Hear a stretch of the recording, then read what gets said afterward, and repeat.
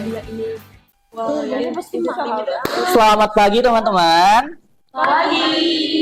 Nah sebelumnya kalau aku bilang Siamo, kalian harus menjawab dengan Tutti Fratelli. Siap? Siap. Siamo, Tutti Fratelli. Nah sebelumnya aku mau ngasih pertanyaan kepada kalian. Kalian pernah nggak sih di suatu momen ngelihat ada tetangga kalian yang banyak banget beli barang COD? Dan kalian tahu kalau dia tuh cuma seorang budak korporat gitu loh. Dan kalian tuh mulai bertanya-tanya, kok bisa sih dia yang hanya seorang budak korporat, kok bisa membeli banyak sekali barang COD? Tanpa kalian sadari, di media sosial sendiri banyak sekali influencer atau artis-artis ternama seperti Lucinta Luna, Luna Maya, dan lain sebagainya yang memamerkan gaya hidup mereka yang serba mewah, glamor, dan serba berkecukupan. Nah, karena itu, akibatnya di Indonesia sendiri terdapat 84% remaja atau pelajar yang terkena hedonisme tingkat tinggi. 84% loh teman-teman. Angka yang sangat fantastis dari seluruh pelajar di Indonesia. Oleh karena itu, saya Rehan Satya Kusmanto, perwakilan dari SMA Negeri 2 Baik Kudus, akan menjelaskan kepada kalian apa sih hedonisme dan lain sebagainya. Tanpa berlama-lama, mari kita masuk ke dalam materi hedonisme itu sendiri. Kalian mungkin bertanya, apa sih Kak hedonisme itu? Jadi definisi hedonisme adalah berasal dari bahasa Yunani yang berarti hedon atau dalam bahasa Indonesia adalah suatu kesenangan. Jadi dapat disimpulkan bahwa hedonisme merupakan gaya hidup orang yang mengejar berbagai kesenangan dalam dunia. Nah, faktor yang mempengaruhi orang terjadi hedonisme itu apa Kak? Nah, sebenarnya faktornya itu ada banyak teman-teman. Cuma dalam kesempatan kali ini aku rangkum jadi 3 besar. Yang pertama adalah faktor lingkungan. Tentu kalau kalian hidup di lingkungan yang serba hedonisme atau serba glamour, pasti kalian juga akan terpengaruh dengan gaya hidup tersebut. Tidak akan kalian tidak terpengaruh.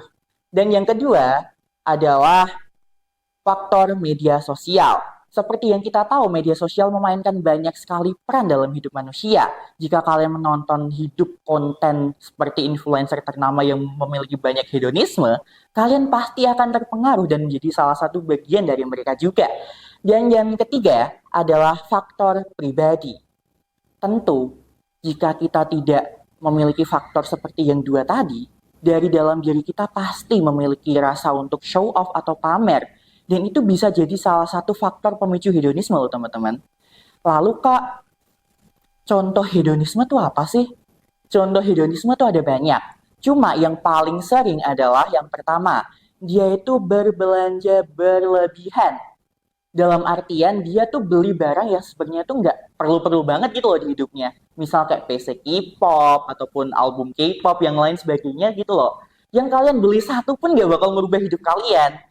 Dan yang kedua, itu ada mengedepankan show off. Tadi sempat aku singgung kan, kalau orang yang suka show off adalah merupakan orang yang salah satu memiliki faktor atau orang yang akan menjadi hedonisme.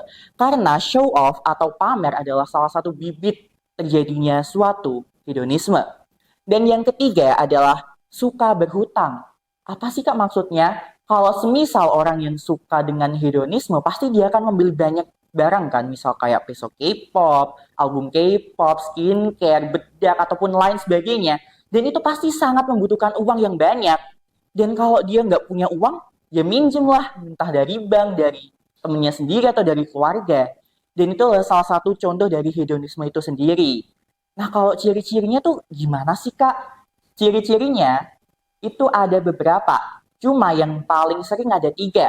Yang pertama, kita buka dulu ya. Dia adalah konsumtif. Orang dengan gaya hidup hedonisme, ciri-cirinya adalah orang yang sangat konsumtif, yaitu dia membeli banyak sekali barang tanpa memikirkan berapa sih harga dari barang tersebut. Dia tuh cuma asal ngambil, cuma gegar, ih lucu mau, kayak gitu. Dan yang kedua adalah tidak pernah merasa puas.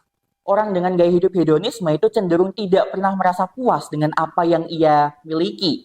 Misal aku punya PC K-pop, cuma aku pengen yang lain, misal dari grup Blackpink. Aku tuh mau, cuma karena aku pengen doang itu loh, nggak gara aku butuh-butuh banget. Yang ketiga adalah cenderung FOMO. orang dengan gaya hidup hedonisme itu cenderung dia itu terkena FOMO. Atau kita lihat dari TikTok, dari media sosial Instagram, pasti banyak sekali iklan-iklan kayak skincare, skin angel, ataupun lain sebagainya kan. Misal yang terbaru tuh Labubu. Dan kalian tuh pasti bakal kayak, ih lucu mau beli. Dan sekalinya beli tuh langsung banyak gitu loh. Nah itu adalah merupakan salah satu hedonisme. Karena dalam hedonisme itu kalian membeli barang yang sebenarnya tuh nggak penting banget gitu loh. Nah lalu Kak, cara mengatasi hedonisme tuh gimana sih? Sebenarnya cara mengatasi hedonisme itu ada banyak. Cuma yang paling sering adalah yang pertama, kalian membuat suatu tabel perincian dana yang dimana itu berisi pengeluaran dan pemasukan. Nanti kalau kalian membuat itu, nanti kalian tuh bakal merasa lebih aman untuk mengeluarkan dana kalian karena kalian sendiri tahu di mana dana itu akan di-spend atau dikeluarkan.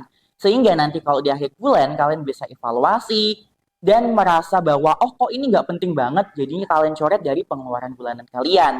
Dan yang kedua, itu adalah menjaga circle atau pertemanan kalian. Tadi sempat aku singgung kan kalau semisal hedonisme itu datang dari kelompok sosial atau dari teman kalian sendiri. Dan cara mengatasinya adalah menjaga pertemanan kalian agar nggak terlalu over gitu loh. Jadi jangan sampai kalian temenan sama orang hedonisme berat, nanti malah kalian yang kena malahan.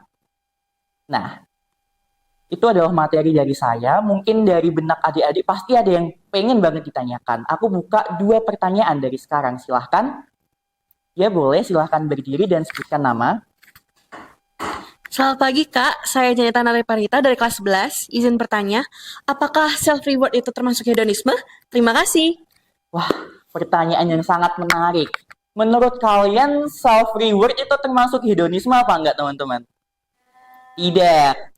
Jawabannya adalah tergantung. Jika kalian melakukan self-reward seminggu ada 7 kali, itu salah satu contoh hedonisme. Karena sebenarnya self-reward itu muncul karena kalian lagi stres dan butuh reward kan. Jadi kalau semisal kalian tiap hari self-reward itu kayak salah satu pengeluaran yang tidak terlalu penting gitu loh. Karena pasti nggak setiap hari kan kalian stres begitu. Pertanyaan bagus dari Dek Janeta. Selanjutnya ada yang mungkin bertanya lagi. Silahkan sebutkan nama dan berdiri. Perkenalkan saya Hoirunisa Ramadhani dari kelas 12. Jadi saya ini kan orang kaya ya Kak, jadi kayak saya bisa beli apapun ini itu. Nah apakah itu termasuk hedonisme? Terima kasih. Pertanyaan yang bagus dari Sasa. Menurut kalian lagi nih, itu termasuk hedonisme apa enggak teman-teman? Iya atau enggak? Iya, jawabannya adalah iya. Kenapa? Alasannya adalah hedonisme itu merupakan suatu gaya hidup yang mengharuskan penggunanya atau pengikutnya untuk meraih suatu kebahagiaan. Dan dalam kasusnya Sasa, dia kan orang kaya. Tapi dia spend too much uangnya untuk barang-barang yang nggak berguna. Jadinya itu termasuk salah satu dari hedonisme itu sendiri. Nah mungkin sekian ya, dari benak adik-adik pasti sudah terjawab pertanyaan itu. Dan sebelumnya saya ingin mengucapkan terima kasih kepada kalian yang sudah mendengarkan. Semoga materi ini dapat menjadi suatu bekal yang baik untuk kalian ke depannya. Sebelumnya saya ucapkan wassalamualaikum warahmatullahi wabarakatuh. Waalaikumsalam. Jadilah pelajari yang peduli akan finansial untuk memantapkan masa depan kalian.